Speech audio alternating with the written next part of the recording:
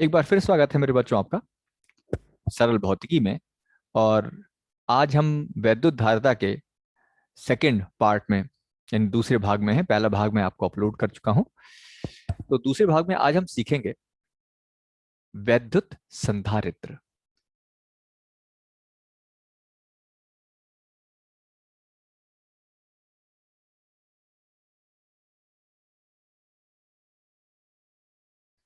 जिसको इंग्लिश में हम लोग बोलते हैं इलेक्ट्रिक कैपेसिटर। इससे पहले वाला भाग, ये जो पूरे वीडियो में बच्चों, ये भाग एक भाग दो ऐसे करके होंगे, तो आप आराम से क्रम से इसको पढ़ सकते हो।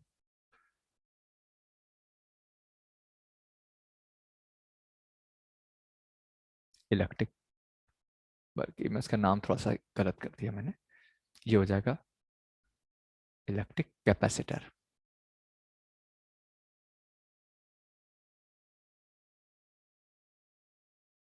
वैद्युत संधारित्र या इलेक्ट्रिक कैपेसिटर। बच्चों, ये वैद्युत संधारित्र या इलेक्ट्रिक कैपेसिटर होता क्या है? आपने अक्सर देखा होगा पंखों में क्या होगा, कंडेंसर लगे होते हैं ना, या मोटर वगैरह में कंडेंसर लगे होते हैं। तो ये कंडेंसर लगे होते हैं या जो पंखे में लगे होते हैं, ये बेसिकली क्या होंगे? यही कहलाते हैं संधारित्र। संधारित्र मतलब क्या हो जाएगा कि कंडेंसर हो गया बोलचाल की भाषा में। तो वैद्युत संधारित्र होता क्या है? वैद्युत संधारित्र एक ऐसी युक्ति है जो सूक्ष्म आयतन में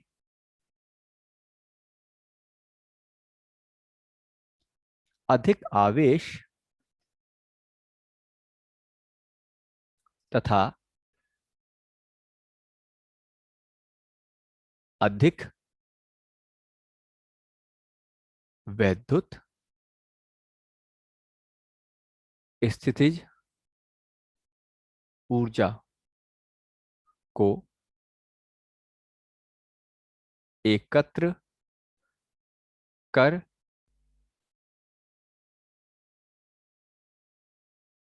सकता है। यानी वैद्युत संधारित्र बच्चों क्या होगा? वैद्युत संधारित्र एक ऐसी युक्ति है जो क्या कर सकती है मालूम है? युक्ति मतलब हो जाएगा कि एक अरेंजमेंट हो गया। एक ऐसी युक्ति है जो क्या कर सकती है, जो छोटे से आयतन में बहुत सारे आवेश को या वैद्युत स्थितिज ऊर्जा को एकत्र कर सकती है। ठीक, इसे क्या बोलते हैं? वैद्युत संधारित्र बोलते हैं। ठीक। अब यहाँ पर वैद्युत संधारित्र के बाद आता है कि आखिर इसको बनाया कैसे जाता है। तो ये दूसरा टॉपिक आता है, वैद्युत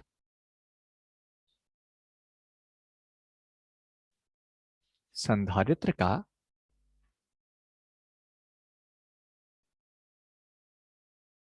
सिद्धांत। हर चीज के पीछे क्या होगा बच्चों? एक सिद्धांत होता है।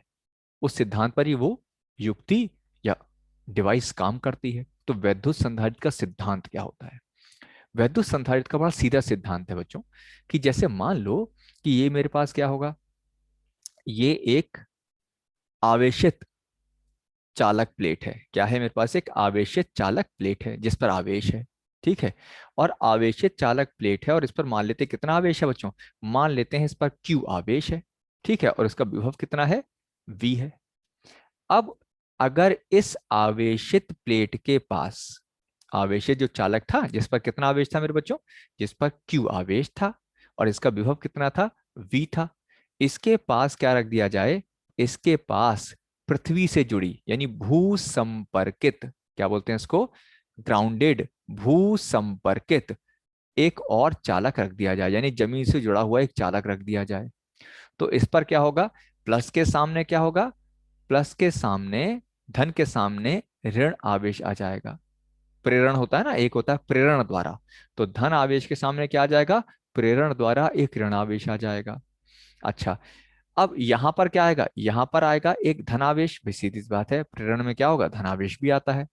प्रेरण क्या होता है? जैसे मान लो बच्चों, क्या होगा? ये एक कोई भी चालक है, ये कोई चालक है और चालक के पास क्या लेके आए? अगर आप कोई भी धन आवेशित चालक लेके आओगे तो धन आवेशित चालक लेके आने में पता क्या होगा, इस तरफ तो आ जाएगा बच्चों ऋण आवेश और इसके दूसरी तरफ आ जाता है धन आवेश, और इसे बोलते हैं प्रेरण। इसे क्या बोलते हैं, प्रेरण द्वारा, प्रेरण द्वारा आवेशन। ठीक है, तो वैसे इस पर भी आवेश आ गया, इसको हटा देते हैं अपन लोग। अच्छा अब क्या होगा, सुनो जरा बच्चों, बच्चे तो यहाँ पर क्या हुआ, आवेशन आया, लेकिन बच्चों ये जो पृथ्वी है ना, भू संपर्कित, जो ये ग्राउंडेड कंडक्टर है, कैसा कंडक्टर है बच्चों, ग्राउंडेड कंडक्टर। जो ग्राउंडेड कंडक्टर है इसमें क्या होता है मेरे बच्चों, ग्राउंडेड कंडक्टर में क्या होता है, पॉजिटिव हो गया। ग्राउंडेड कंडक्टर में क्या है, ग्राउंड के पास बच्चों ढेर सारे फ्री इलेक्ट्रॉन होते हैं, क्या होते हैं, मुक्त इलेक्ट्रॉन होते हैं। अब मुक्त इलेक्ट्रॉन को ऊपर क्या दिखा, प्लस दिखा, तो ये तो खुद ऋणात्मक है, तुरंत किस तरफ दौड़ पड़ते हैं, प्लस की तरफ दौड़ पड़ते हैं, और प्लस की तरफ दौड़कर क्या करते हैं, जब धन से ऋण मिलेगा तो अपने आप ही क्या हो जाएगा, ये ऋण इस धन आवेश को पूरी तरीके से क्या करता है, उदासीन कर देता है। तो यानी इस तरफ का, एक तरफ का क्या होगा, ऋण आवेश तो बचा रहेगा, लेकिन जो दूसरी तरफ का धनावेश था, इलेक्ट्रॉन गए और उन इलेक्ट्रॉन्स ने उस धन आवेश को क्या किया, उदासीन कर दिया। तो एक तरफ क्या आ गया, ऋण, और एक तरफ धन। ठीक, धन जो इधर की तरफ धन आया था ना, वो उदासीन हो चुका है। अब अब नई स्थिति क्या दिख रही है, नई स्थिति है कि भाई आवेश तो उसका क्यों रहा, भाई आवेश पहले वाली प्लेट का, पहले वाले चालक का आवेश ना तो बढ़ सकता था ना ही कम हो सकता था, वो तो उतना का उतना ही रहा। ठीक, लेकिन विभव कितना हो गया, विभव इसका पहले कितना था मेरे बच्चों, इसका विभव पहले था v, इसका खुद का विभव जो आप पहले वाले डायग्राम में देख रहे हो।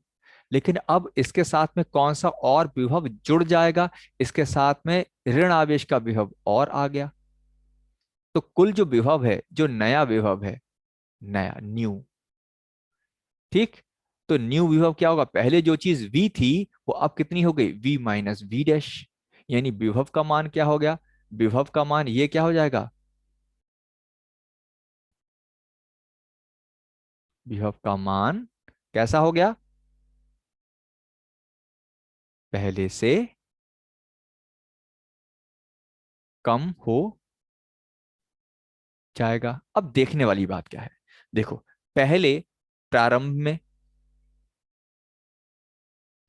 प्रारंभ में धारिता का सूत्र क्या था, Q बटे बी, और अंत में नई धारिता का सूत्र, आवेश तो Q रहा लेकिन V की जगह आ गया V माइनस वी डैश, और V माइनस वी डैश का मतलब क्या हो जाएगा कि ये मान क्या हो गया, भाई बटे में क्या होगा, पहले बटे में V था, अब बटे में V माइनस वी डैश है। तो जब एक ऊपर लिखा होता है अंश और नीचे लिखा होता है हर, तो हर का मान कम हो गया, ये मान कैसा हो गया, कम हो गया। तो यहां पर C डैश का मान हो गया Q upon V minus v dash, तो बड़ा कौन हुआ, C बड़ा कि C डैश, तो यहां पर बिल्कुल साफ है कि C डैश का मान कैसा हो जाएगा मेरे बच्चों, C डैश का जो मान है वो बड़ा हो जाएगा। तो C डैश कैसा हो जाएगा, बड़ा हो जाएगा C, यानी धारिता पहले से ज्यादा हो गई। तो अब इन सब में सिद्धांत क्या लिखें, तो देखो सिद्धांत क्या लिखा जाएगा, इन जो सब चीजें मैंने सिखाई उसको भाषा में कैसे बांधते हैं, उसका निचोड़ क्या हुआ, निचोड़ क्या हुआ देखना मेरे बच्चों, निचोड़ क्या निकल के आया, निचोड़ वैद्युत का सिद्धांत, यदि किसी आवेशित चालक के समीप एक अन्य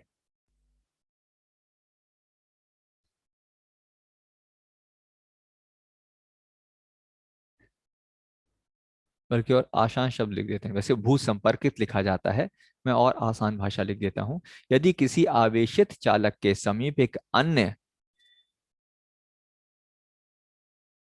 पृथ्वी से जुड़ा चालक रख दें तो पहले वाले चालक का आवेश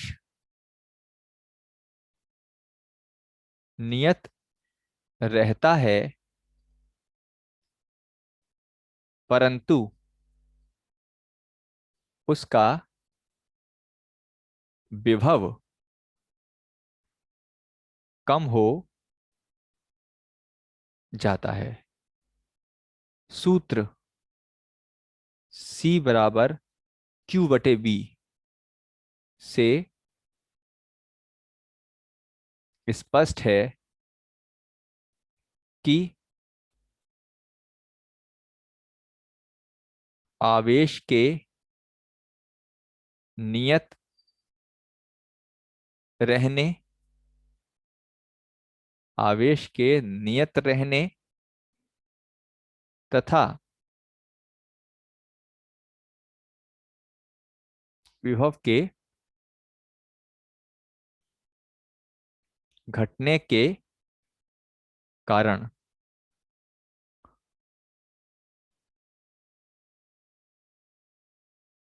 वैद्युत धारिता का मान वैद्युत धारिता का मान बढ़ जाता है। यही संधारित्र का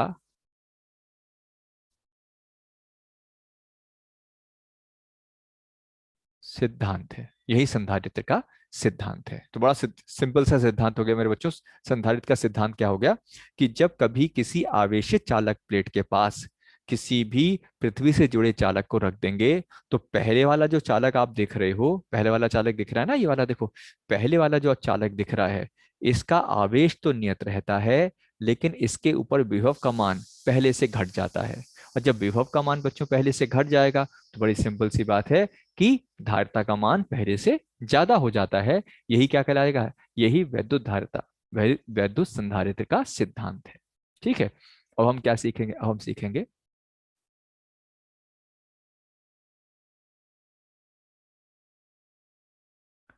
समांतर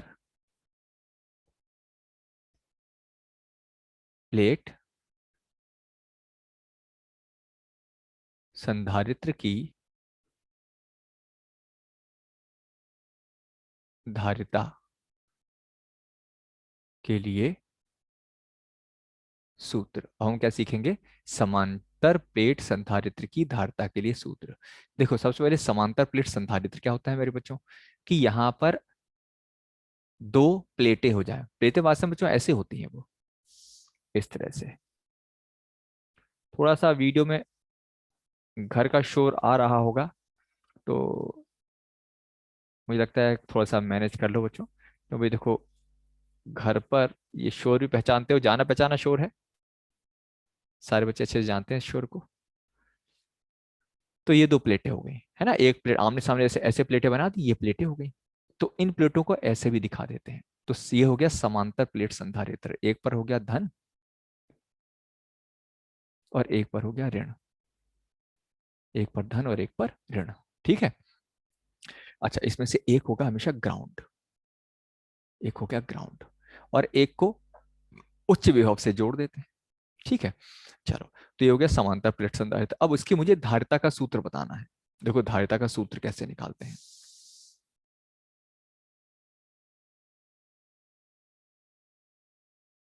यहां पर सबसे पहले क्या करेंगे? देखो, सबसे पहले लिख लेते हैं, क्या क्या लिख लेते हैं। माना माना एक समांतर प्लेट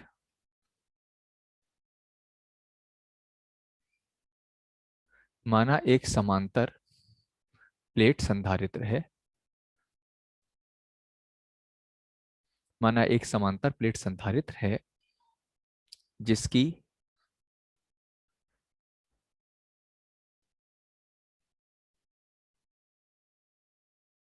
दोनों प्लेटों का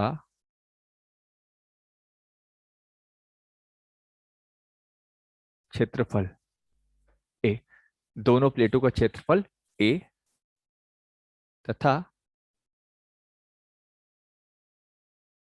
प्लेटों के बीच की दूरी डी है। दोनों प्लेटों के बीच की दूरी कितनी मान लेते हैं बच्चों? प्लेटों का एरिया ए और ए हो गया, और इनके बीच की दूरी कितनी मान लेते हैं? डी है। डी है, ठीक है। और यदि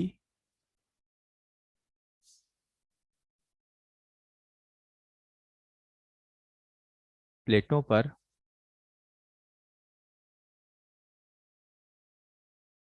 आवेश घनत्व सिग्मा हो, इनको प्लेटों पर क्या हो? आवेश घनत्व कितना हो? सिग्मा हो, जहां सिग्मा बराबर क्या हो जाएगा बच्चों? सिग्मा बराबर क्यू बटे ए। तो दोनों प्लेटों के बीच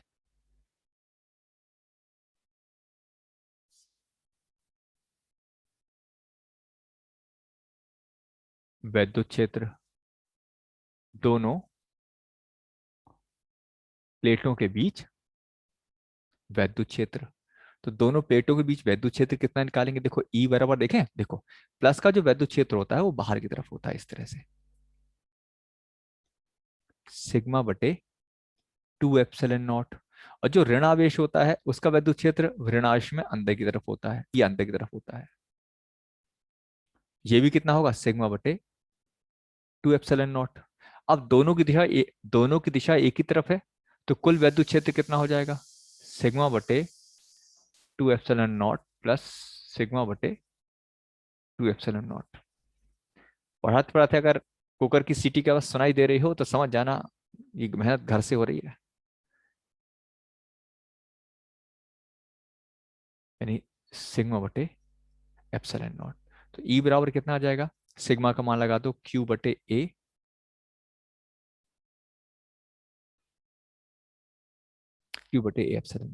ठीक है। अच्छा, समीकरण एक, परंतु यदि दोनों प्लेटों के बीच विभवांतर V हो, यदि दोनों प्लेटों के बीच विभवांतर V हो, तो E बराबर कितना आ जाएगा? E बराबर V/D। ये सूत्र होता है कि अगर दोनों प्लेट के बीच में विभवांतर V हो और बीच की दूरी D हो, जैसे विभवांतर कितना हो गया इनके बीच में? V, और बीच की दूरी D, तो वैद्युत क्षेत्र का मान पता है किसके बराबर होता है? ये होता है V/D। तुमने इसका मात्रक भी मेरे बच्चों को मालूम होगा, मात्रक क्या होता है? वोल्ट प्रति मीटर, है ना। अब समीकरण एक और दो को ध्यान से देखो, समीकरण एक और दो को अगर ध्यान से देखो तो हम क्या लिख सकते हैं? अब मैं थोड़ा पेज चेंज करूंगा, देखो यहां तक सारी चीजें नोट कर लो। ई का सूत्र ध्यान से देख लो, ई कितना है? और एक है Q/A। तो अब समीकरण एक व दो से देखो, फिर समझ लो समीकरण, समीकरण एक से क्या आ गया? Q/A। Q/A। और समीकरण दो से क्या मिल गया? देखो V/D। तो V/D, तो यहां से V किसके बराबर आ जाएगा? ठीक है, ये हमारे पास वोल्टेज आ गया। अब लास्ट में क्या लिखेंगे?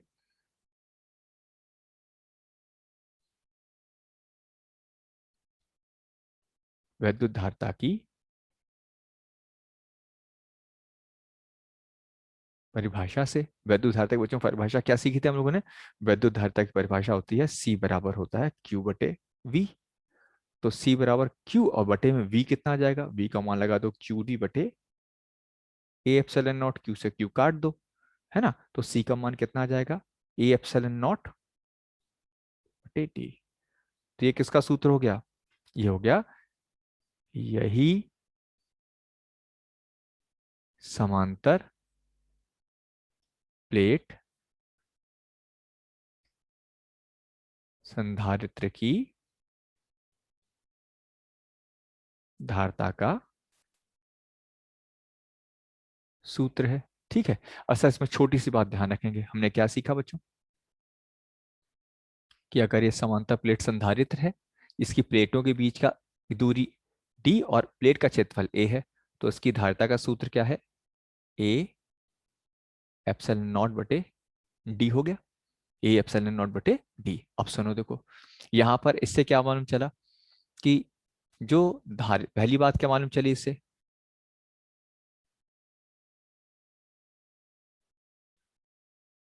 पहली बात क्या मालूम चली गई कि जो धारिता है वो किसके, जो धारिता है वो क्या होगी, वो अनुपाती है क्षेत्रफल के, यानी क्षेत्रफल प्लेटें जितनी ज्यादा बड़ी होंगी क्षेत्र उसकी धारिता उतनी ही ज्यादा होगी।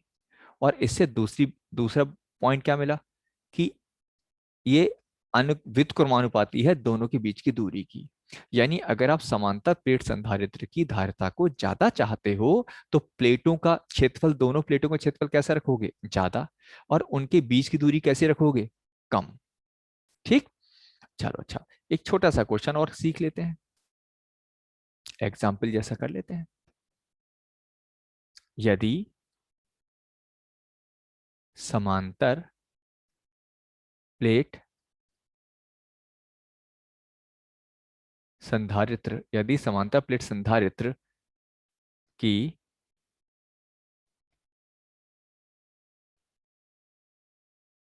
प्रत्येक प्लेट का क्षेत्रफल 2 × 10⁻⁴ मीटर स्क्वायर तथा प्लेटों के बीच की दूरी, प्लेटों के बीच की दूरी 1 मिलीमीटर हो, तो समांतर प्लेट की धारिता का सूत्र क्या होगा। अब सॉल्यूशन पे आ जाओ, देखो क्या होगा। सी का फॉर्मूला क्या होता है, ए एप्सिलॉन नॉट बटे डी। क्षेत्रफल कितना हो गया, 2 × 10⁻⁴। एप्सिलॉन नॉट का मान 8.85 × 10⁻⁻12 होता है, और दूरी कितनी है, 1 मिलीमीटर। 1 मिलीमीटर का मतलब होता है 1 × 10⁻³ तो हो गया 1 × 10⁻³ तो पहले दो और इसकी गुणा कर लो, लगभग 17 पॉइंट समथिंग आ जाएगा। कितना आ जाएगा, 2 × 5 = 10, 2 × 8 = 16 होला, और एक 17, 2 × 8 = 16 और एक 17.7, और गुणा 10 ही है, तो कितना हो जाएगा, -3, ये हो जाएगा -13 फैरेड। तो इस तरह के क्वेश्चन बनेंगे। अब नेक्स्ट वीडियो में मैं आपको सिखाऊंगा इनका श्रेणी क्रम और समांतर क्रम। ठीक है, तब तक के लिए इतना ही मेरे बच्चों।